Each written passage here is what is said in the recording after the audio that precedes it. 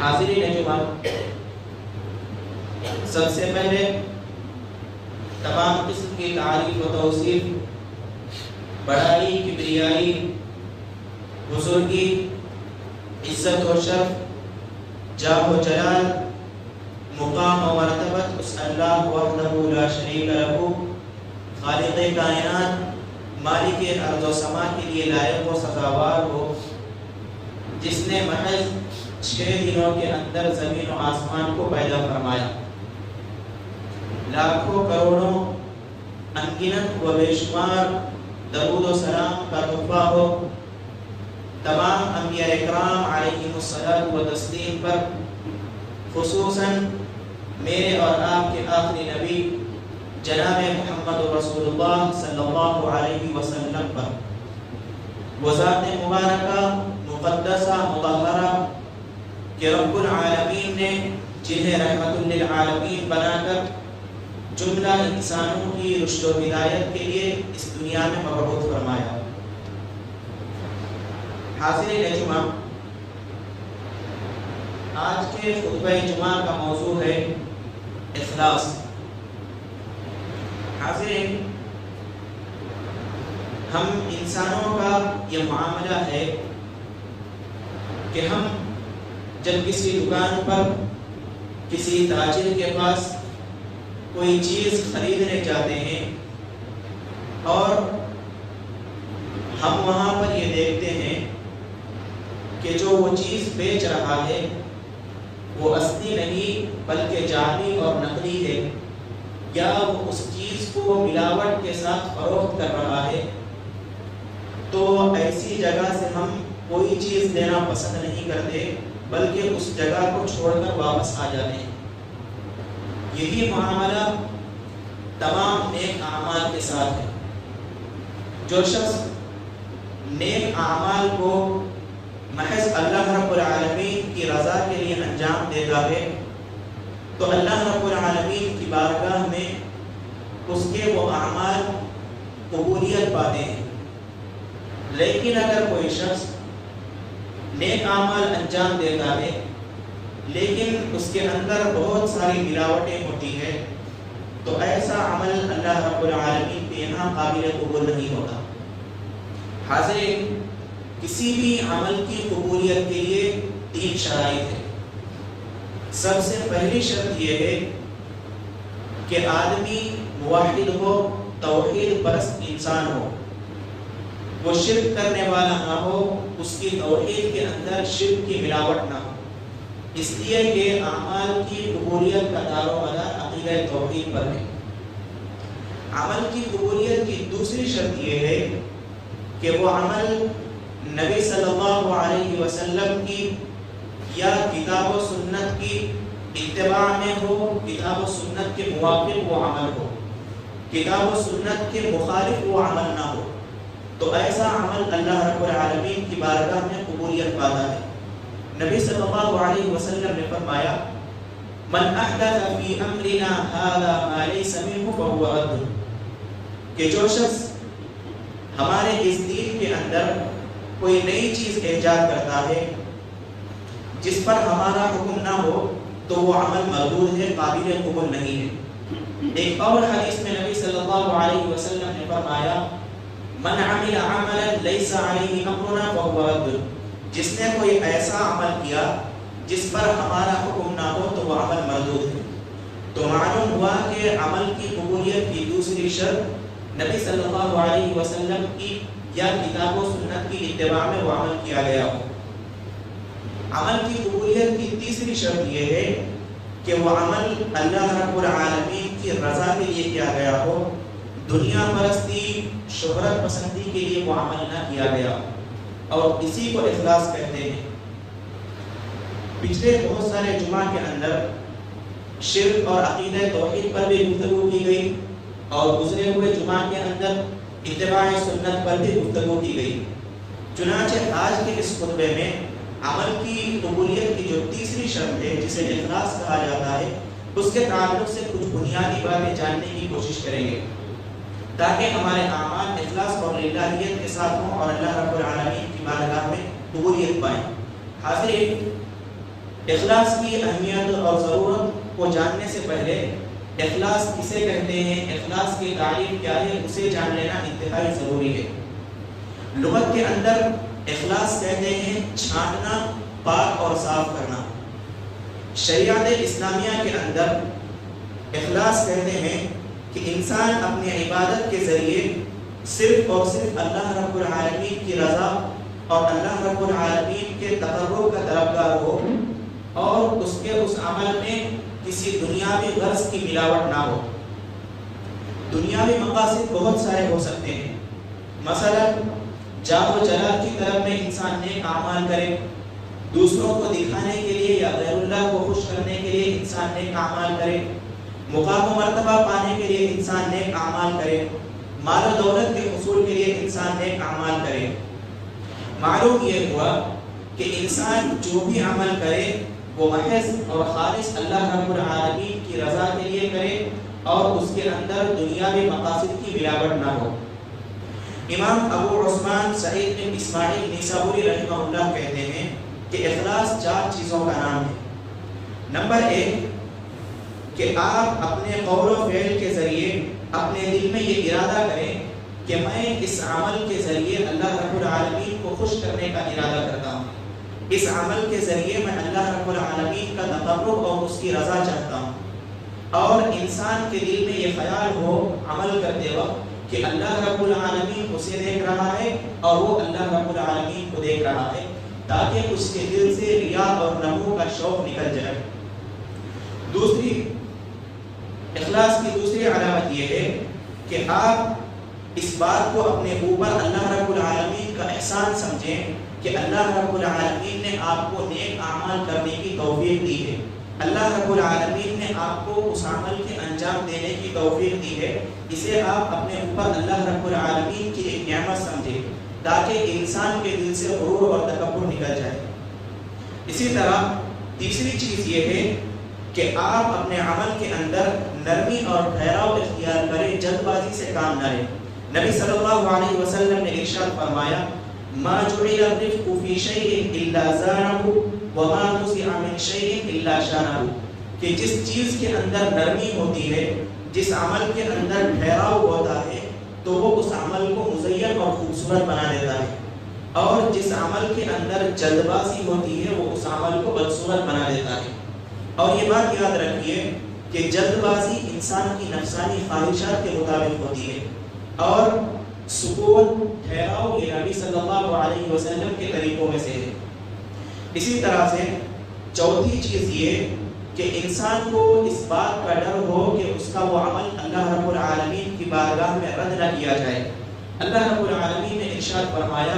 والذین یؤتون ما آتوا وقلوبهم وجلة انہم الی ربہم راجعون، کہ وہ لوگ جو اللہ رب العالمین کی راہ میں دیتے ہیں، مال خرچ کرتے ہیں، اس حال میں کہ ان کے دل ڈرتے ہیں کہ انہیں اللہ رب العالمین کے پاس اللہ رب العالمین کی بارگاہ میں جانا ہے۔ تو معلوم ہوا کہ اخلاص 4 چیزوں کا نام ہے۔ انسان اپنے قول و فعل سے اللہ رب العالمین کی رضا کو طلب کرے، اور اللہ رب العالمین کا احسان مانے کہ اللہ نے اسے اس عمل کی توفیق دی ہے، اور تیسرا یہ کہ عمل کے اندر نرمی اور ٹھہراؤ پیدا کرے، اور چوتھا یہ کہ اپنے عمل کے بعد وہ ڈرتا رہے کہ اللہ رب العالمین اس کے اس عمل کو رد نہ کر دے۔ حاضرین، ان تعریفات کے بعد کتاب اللہ اور سنت رسول کے اندر اخلاص کی بڑی اہمیت کو بیان کیا گیا ہے۔ چنانچہ اخلاص کو اعمال کی روح کہا جاتا ہے، اور یہ بالکل درست اور صحیح بات ہے، اس لیے کہ جس عمل کے اندر اخلاص نہ ہو وہ اللہ رب العالمین کی بارگاہ میں مردود ہو جاتا ہے۔ انسان کے جسم میں جس طرح اس کی روح کا مقام ہے، اسی طرح عمل کے اندر بھی اخلاص کا مقام اور مرتبہ ہے۔ جس طرح سے انسان کے جسم سے روح نکل جائے تو اس کا جسم بیکار ہو جاتا ہے، کسی کام کے لائق نہیں رہ جاتا، اسی طرح جس انسان کے اعمال کے اندر سے اخلاص ختم ہو جاتا ہے تو اس کا وہ عمل کی کوئی حیثیت کا حامل نہیں ہوتا، بلکہ وہ مردود ہو جاتا ہے۔ اسی طرح سے اخلاص کا تعلق انسان کے دل سے ہے۔ انسان کے دل میں یہ ارادہ ہو کہ وہ اللہ رب العالمین کی رضا کو طلب کر رہا ہے، اور اللہ کے رسول صلی اللہ علیہ وسلم نے اس بات کی وضاحت فرمائی ہے کہ اللہ رب العالمین انسان کے مالوں کو اور ان کے جسموں کو نہیں دیکھتا، بلکہ اللہ رب العالمین انسان کے دلوں کو دیکھتا ہے کہ وہ کس دل کے ساتھ، کس نیت کے ساتھ اعمال کو انجام دیتا ہے۔ چنانچہ نبی صلی اللہ علیہ وسلم نے فرمایا ان اللہ تعالی لا ينظر الى صورکم ولا الى اموالکم ولكن ينظر الى قلوبکم واعمالکم، کہ اللہ رب العالمین تمہارے مالوں کی طرف اور تمہارے جسموں کی طرف نہیں دیکھتا، بلکہ اللہ رب العالمین تمہارے دلوں کو اور تمہارے اعمال کو دیکھتا ہے۔ معلوم ہوا کہ اخلاص کا تعلق عمل کے اندر، اخلاص کا تعلق دل سے ہے۔ اسی لیے اللہ کے رسول صلی اللہ علیہ وسلم نے فرمایا کہ اللہ رب العالمین لوگوں کے دلوں کو اور ان کے اعمال کو دیکھتا ہے۔ اسی طرح سے اللہ رب العالمین نے اپنی کتاب کے اندر مسلمانوں کو اور اپنے نیک بندوں کو اس کے لیے دین کو خالص کرنے کا حکم دیا۔ چنانچہ اللہ رب العالمین نے فرمایا وَمَا أُمِرُوا إِلَّا لِيَعْبُدُوا اللَّهَ مُخْلِصِينَ لَهُ الدِّينَ حنفاء وَيُقِيمُوا الصَّلَاةَ وَيُؤْتُوا الزَّكَاةَ وَذَلِكَ دِينُ الْقَيِّمَةِ، کہ انہیں صرف اور صرف اس بات کا حکم دیا گیا ہے کہ وہ اللہ رب العالمین ہی کی عبادت کریں، اس کے لیے دین کو خالص کرتے ہوئے، حنفاء یکسو ہو کر، وَيُقِيمُوا الصَّلَاةَ نماز قائم کریں، وَيُؤْتُوا الزَّكَاةَ اور زکات ادا کریں، وَذَلِكَ دِينُ الْقَيِّمَةِ اور یہی مضبوط اور سیدھا دین ہے۔ اس آیت میں ذرا غور کریں، اللہ رب العالمین نے 5 چیزوں کا حکم دیا ہے۔ سب سے پہلے اللہ رب العالمین نے اسی کی عبادت کا حکم دیا۔ دوسرا، اللہ رب العالمین نے دین کو خالص کرنے کا حکم دیا، یعنی انسان کوئی بھی عمل کرے تو اس کے اندر اخلاص کا ہونا بہت زیادہ ضروری ہے۔ اسی طرح اس اخلاص کے اندر تاکید اور زور پیدا کرنے کے لیے، پختگی پیدا کرنے کے لیے اللہ رب العالمین نے لفظ حنفاء کا استعمال کیا ہے۔ حنفاء یا حنیف کا مطلب ہوتا ہے باطل سے کٹ کر، بتوں سے، شرک سے اپنے آپ کو پاک کرتے ہوئے یکسو ہو کر، متوجہ ہو کر اللہ رب العالمین کی طرف عبادت کرنا۔ ابراہیم علیہ السلام کے تعلق سے اللہ رب العالمین نے فرمایا ان ابراہیم کان امۃ قانتا للہ حنیفا، کہ بے شک ابراہیم علیہ السلام ایک امت تھے، قانتا للہ حنیفا، اللہ رب العالمین کے لیے دین کو خالص کرنے والے اور یکسو ہو کر، بتوں سے کٹ کر، شرک سے کٹ کر اللہ رب العالمین کی عبادت کرنے والے تھے۔ تو اس میں تیسری بات کا جو حکم دیا گیا اللہ رب العالمین نے کہ انسان دین کو اللہ رب العالمین کے لیے خالص کرے۔ چوتھی چیز نماز کو قائم کرنے کا حکم دیا، اور 5ویں چیز زکات ادا کرنے کا حکم دیا۔ یعنی جو شخص یہ 5 چیزوں پر عمل کرتا ہے، 5 صفات اس کے اندر پائی جاتی ہے، اس کے بعد اللہ رب العالمین نے کہا ذالک دین القیمہ، یہی مضبوط دین ہے۔ یعنی یہ 5 چیزوں پر عمل کرنے والا، مضبوط دین کا ماننے والا، دین کی مضبوطی کو تھامنے والا شخص ہے۔ اسی طرح سے اللہ رب العالمین کا فرمان ہے الا للہ الدین الخالص، کہ آگاہ رہو، خبردار رہو، دین خالص اللہ رب العالمین کے لیے ہے۔ یعنی وہی اعمال اللہ رب العالمین کی بارگاہ میں قبولیت پائیں گے جن اعمال کے اندر اخلاص ہوگا۔ جن اعمال کے اندر اخلاص نہیں بلکہ ریاکاری ہوگی، ایسے اعمال اللہ رب العالمین کی بارگاہ میں مردود کیے جائیں گے۔ ایک حدیث ہے، ابو امامہ باہلی رضی اللہ عنہ راوی حدیث سے وہ کہتے ہیں کہ ایک شخص نبی صلی اللہ علیہ وسلم کے پاس آیا اور اس نے نبی صلی اللہ علیہ وسلم سے سوال کیا کہ اے اللہ کے رسول صلی اللہ علیہ وسلم، ایک شخص ہے وہ اللہ رب العالمین کی راہ میں قتال کرتا ہے، لیکن اس کی نیت یہ ہے کہ اسے اجر و ثواب بھی ملے اور اسے دنیا کے اندر شہرت بھی ملے، تو ایسے شخص کے لیے کیا ہے؟ تو آپ صلی اللہ علیہ وسلم نے فرمایا لا شیء، اسے کچھ بھی نہیں ملے گا۔ اس شخص نے یہی سوال کو 3 مرتبہ دہرایا کہ اس شخص کو کیا ملے گا، تو 3 مرتبہ بھی نبی صلی اللہ علیہ وسلم نے فرمایا کہ اس شخص کو کچھ بھی نہیں ملے گا۔ پھر آگے فرمایا ان اللہ لا يقبل من العمل الا ما كان له خالصا وابتغي به وجهه، کہ اللہ رب العالمین انہی اعمال کو شرف قبولیت بخشتا ہے جو خالص اللہ رب العالمین کی رضا کے لیے انجام دیے گئے ہوں۔ اسی طرح سے اللہ رب العالمین نے اپنے پیارے نبی محمد رسول اللہ صلی اللہ علیہ وسلم کو بھی اخلاص اور اللہ رب العالمین کی عبادت کرنے کا حکم دیتے ہوئے فرمایا قل انی امرت ان اعبد اللہ مخلصا لہ الدین، کہ آپ کہہ دیجئے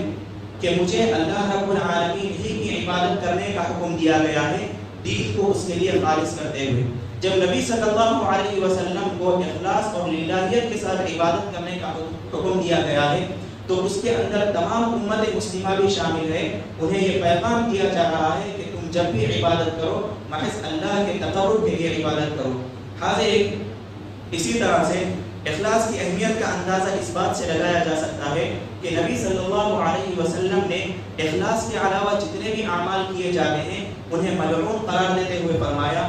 الدنیا ملعونۃ ملعون ما فیہا الا مبتغی بہ وجہ اللہ، کہ دنیا ملعون ہے اور دنیا کے اندر جتنی بھی چیزیں ہیں وہ تمام کی تمام ملعون ہیں سوائے ان کے جن سے اللہ رب العالمین کی رضا کو طلب کیا گیا ہو. اخلاص کی اسی اہمیت کے پیش نظر نبی صلی اللہ علیہ وسلم ہر نماز کے بعد اس دعا کا اہتمام کرتے تھے لا الہ الا اللہ وحدہ لا شریک لہ لہ الملک ولہ الحمد وهو على كل شيء قدیر لا حول ولا قوة الا باللہ لا الہ الا اللہ ولا نعبد الا اياه له النعمة وله الفضل وله الثناء الحسن لا الہ الا اللہ المخلصین له الدین ولو کرہ الکافرون، کہ اللہ رب العالمین کے سوا کوئی معبود برحق نہیں، وہ اکیلا ہے، اس کا کوئی شریک نہیں، تمام بادشاہت اللہ رب العالمین کے لیے ہے اور اسی کے لیے تمام تعریفیں ہیں اور وہ ہر چیز پر قادر ہے. نیکی کرنے کی طاقت اور برائی سے بچنے کی قوت اللہ رب العالمین کے علاوہ کسی کے پاس نہیں. لا الہ الا اللہ، اس اللہ کے علاوہ کوئی معبود برحق نہیں. ولا نعبد الا اياه، اور ہم صرف اسی اللہ کی عبادت کرتے ہیں. لہ النعمت، تمام نعمتوں کا دینے والا اللہ رب العالمین ہے.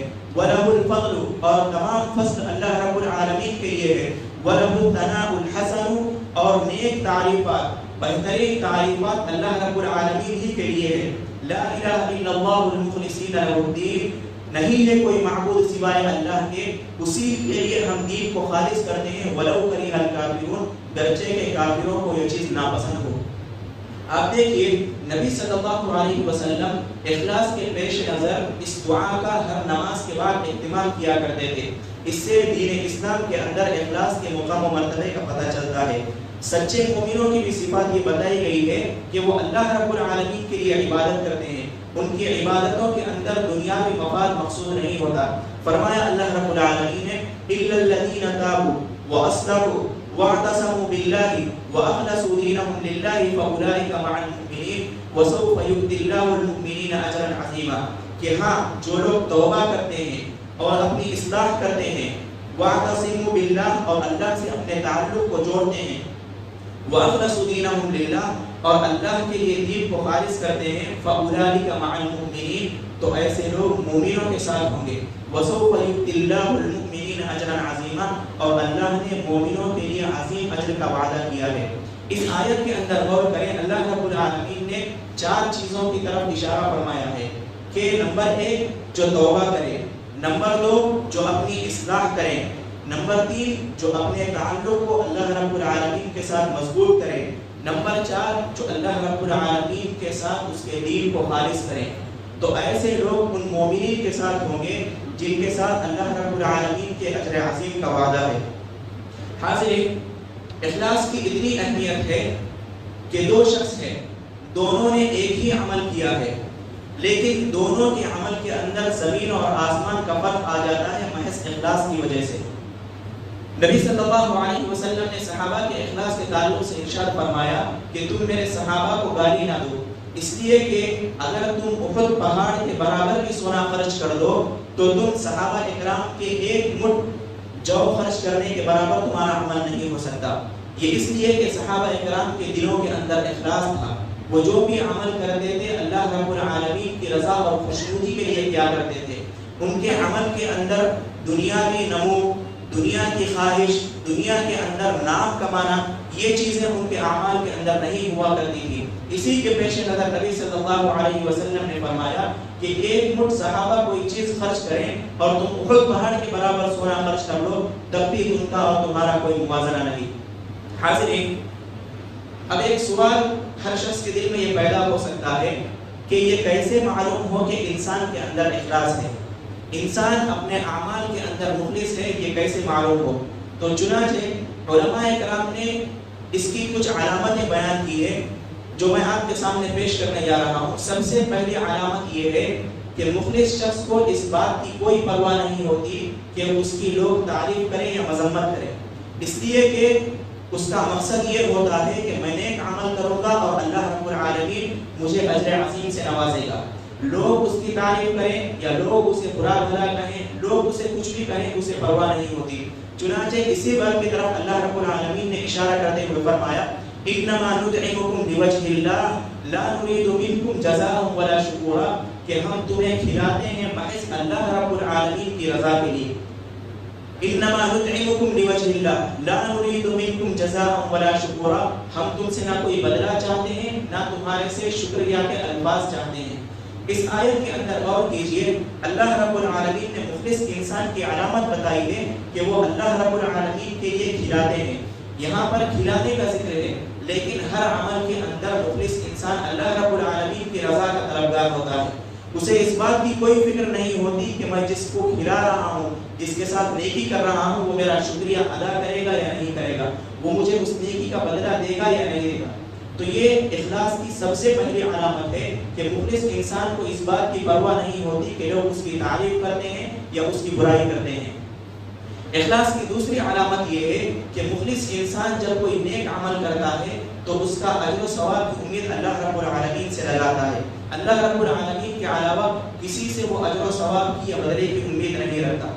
اسی طرح سے اخلاص کی تیسری علامت یہ ہے کہ مخلص انسان چھپ چھپ کر عمل کرنے کو زیادہ پسند فرماتا ہے۔ حضرت ابو سعید خدری رضی اللہ عنہ سے مروی ہے کہ نبی صلی اللہ علیہ وسلم نے فرمایا ان اللہ تعالی یحب العبد التقی الغنی الخبیر، کہ اللہ رب العالمین اس بندے سے محبت کرتا ہے جو متقی اور پرہیزگار ہو، بے نیاز ہو اور چھپ چھپ کر اللہ رب العالمین کی عبادت کرنے والا ہو۔ اسی طرح سے اخلاص کی چوتھی علامت یہ ہے کہ انسان کا ظاہر اور باطن ایک جیسا ہوتا ہے۔ جو انسان مخلص ہوتا ہے اس کا ظاہر اور اس کا باطن ایک جیسا ہوتا ہے۔ ظاہر اور باطن جس کا خلاف ہوتا ہے اس شخص کے اندر منافقت کی ایک صفت پائی جاتی ہے۔ چنانچہ اسی صفت کو منافقین کی صفت بتاتے ہوئے اللہ رب العالمین نے فرمایا یقولون بألسنتهم ما ليس في قلوبهم، کہ منافقین اپنی زبان سے وہ باتیں نکالتے ہیں جو ان کے دلوں میں نہیں ہے۔ تو اخلاص کی چوتھی علامت یہ ہے کہ انسان کا ظاہر اور اس کا باطن بالکل ایک جیسا ہوتا ہے، اس کے باطن اور اس کے ظاہر میں خلاف ورزی نہیں پائی جاتی، اس کا ظاہر اور باطن ایک دوسرے کے مخالف نہیں ہوتا۔ اسی طرح سے اخلاص کی پانچویں علامت یہ ہے کہ انسان کو اس کے اعمال صالحہ کے رد ہونے کا خوف رہتا ہے۔ انسان کو اس کے عمل کے اللہ رب العالمین کی بارگاہ میں رد ہونے کا ڈر رہتا ہے۔ اسی طرح سے اخلاص کی چھٹی علامت یہ ہے کہ انسان جس کے اندر اخلاص ہوتا ہے، جس کے اندر للہیت ہوتی ہے، وہ غرور اور تکبر سے اجتناب کرتا ہے۔ وہ یہ نہیں سمجھتا کہ نیک عمل کرنے والا میں ہی ہوں، مجھ سے زیادہ نیک عمل کرنے والا کوئی نہیں۔ اس طرح کے خیالات، اس طرح کے شبہات اس کے دل میں پیدا نہیں ہوتے، بلکہ وہ خالص اللہ رب العالمین کی رضا کے لیے نیک اعمال کرتا ہے۔ تو اخلاص کے تعلق سے یہ کچھ معلومات تھی جو میں نے مناسب سمجھا کہ آپ کے سامنے پیش کروں۔ اللہ رب العالمین سے دعا ہے کہ اللہ رب العالمین ہم تمام کو اپنے اعمال کے اندر اخلاص کو پیدا کرنے کی توفیق نصیب فرمائے، ہمیں اپنے اعمال کے اندر ریاکاری اور شرک سے بچائے۔ اللہ رب العالمین ہمیں جب تک زندہ رکھے، اسلام پر زندہ رکھے، جب موت دے تو ایمان کی حالت میں موت نصیب فرمائے۔ اقول هذا واستغفر الله لي ولكم ولسائر المسلمين فاستغفروه انه هو الغفور الرحيم۔